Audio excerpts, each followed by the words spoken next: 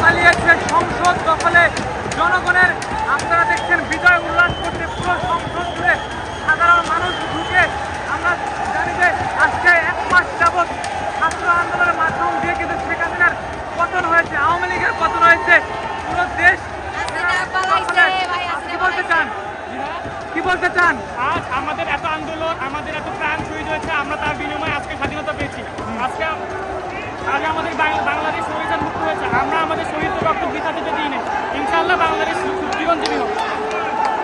আমরা দেখা দেখছেন ভুয়া ভুয়া স্লোগানে পুরো সংসদ ভবনে কিন্তু এই মুহূর্তে দেখছেন বেশ হট্টগোল। সংসদ ভবন কিন্তু পুরো প্রতিটি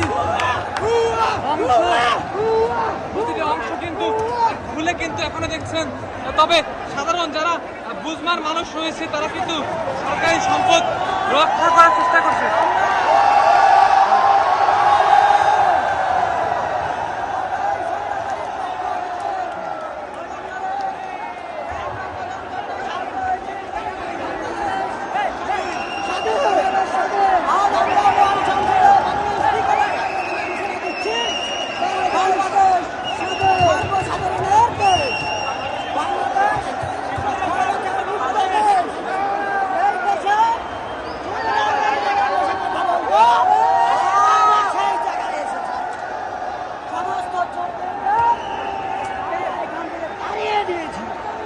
ওরা আর বাংলাদেশে নাই, আমার ভাইদের রক্তের বিনিময়ে স্বাধীন হয়েছে। আমার ভাইয়ের আমার ভাইয়ের কোনো রক্ত বলেন বলেন বলেন, এদিকে এদিকে এদিকে এদিকে দেন, এদিকে দেন, এদিকে দেন। দেখছেন তাদের মনের যে আবেগ। আপনারা কিন্তু দেখছেন যেই জায়গায় স্পিকার বসতেন সেই জায়গায় কিন্তু এখন সাধারণ মানুষ এবং তারা কিন্তু বুঝিয়েছেন যে ক্ষমতা কিন্তু কখনো চিরস্থায়ী নয়, ক্ষমতার পালাবদল হবে। আমরা যদি দেখাই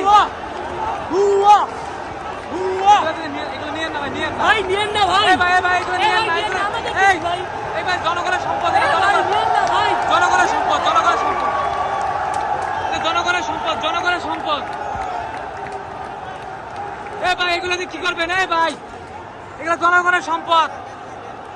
ভাই ভাই ও ভাই, জনগণের সম্পদ, এগুলো দেখতে দেখছেন তারা কিন্তু বাংলাদেশের পতাকা উড়িয়ে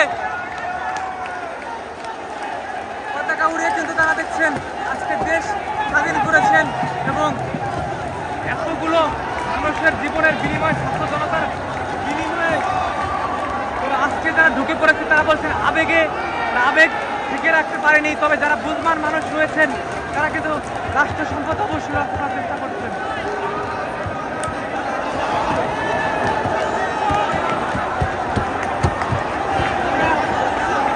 যদি দেখাই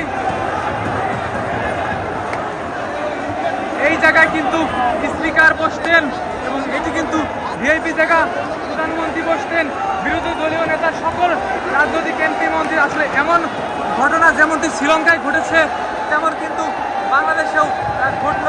বিরল একটি ঘটনা। বলেন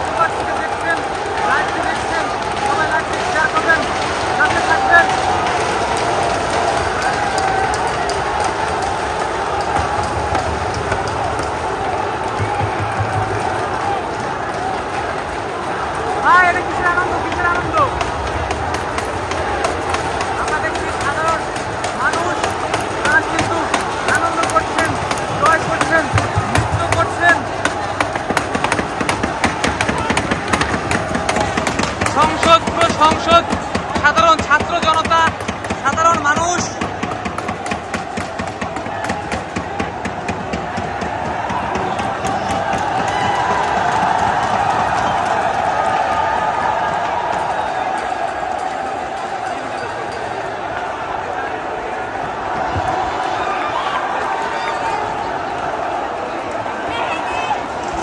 পরিবার নিয়ে ঢুকে পড়েছেন। আপনারা কি দেখছেন?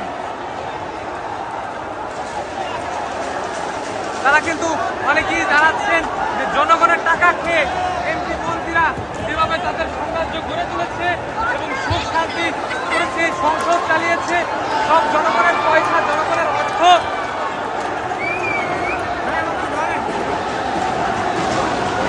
জনগণের পয়সা, জনগণের অর্থ লুটপাট করে এই ভোগলাস করেছে। তাই সম্পদ তারা আজকে আনন্দ করছে, তারা একটু দেখার সুযোগ পাচ্ছে জনগণের ভ্যাটের টাকায়, ট্যাক্সের টাকায়।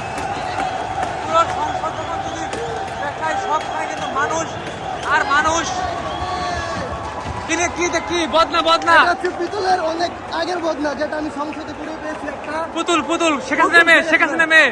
জি। এটা কার বদনা বলতে এটা অনেক পুরনো, এই দেখো অনেক পুরনো। এটা স্মৃতি হিসাবে থাকবে, সংসদ থেকে পেয়েছি। এবং আমরা দেখানোর চেষ্টা করছি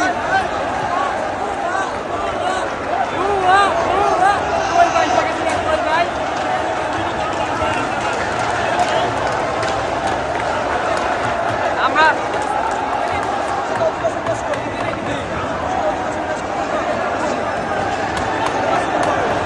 বলেন বাজেট পাস করবো। জি, বলেন। এখানে বাজেট পাস করতে এসেছি আমি হাসিনার পোশালী পশু বাহিনী, এদের জন্য আমি কোটি কোটি টাকা বরাদ্দ রাখবো। দীক্ষাতে আমি কোনো বরাদ্দ রাখতে চাই না, কারণ শিক্ষায় বরাদ্দ রাখতে সমস্যা। শিক্ষার্থীরা শিক্ষিত হবে এবং আমাদের অন্যায় বিরুদ্ধে কথা বলবে। তাই আমি যোগাযোগ, উন্নয়নের নামে লুটপাট ইত্যাদি জায়গায় বাদ পাবো না। বলেন আর